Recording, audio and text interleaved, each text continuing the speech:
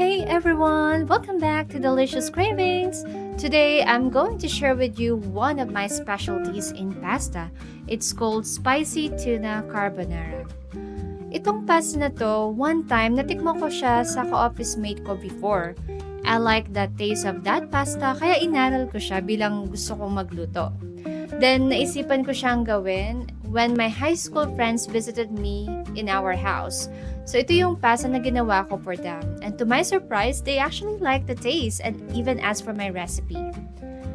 If you're ready to share some love in the kitchen, let's get cooking. As you can see, these are all the ingredients you'll need for this recipe.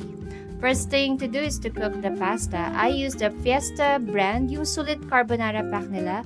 It has 700 grams of pasta and 700 grams of carbonara sauce. Pag may okasyon sa bahay namin, ito yung pine-prepare ko. Naging requested na to ng mga in-laws ko, ng mga cousins ko, ganyan.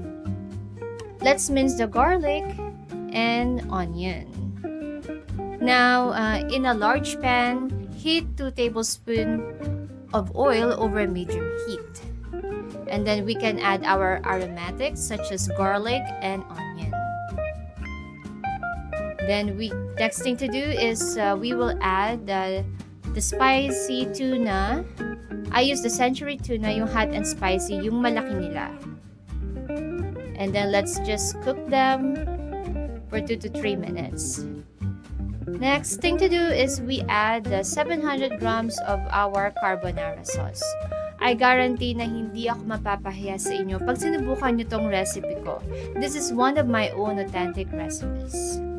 Season with salt, pepper, then add your butter.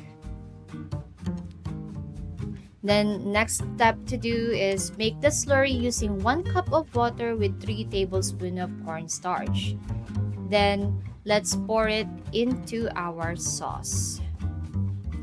Now let's thicken the sauce by adding condensed milk, evaporated milk, and then our cheese. I use the quick melt cheese for this. And then any cheese naman is okay. Then you can add your 1 tablespoon of patis or fish sauce. Stir well until the sauce thickens. Let it boil.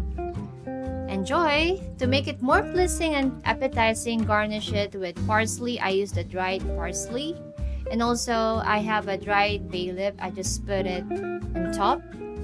And there you have it, our spicy tuna carbonara. I hope you give this recipe a try. If you enjoyed this video, don't forget to like, subscribe, and share the love.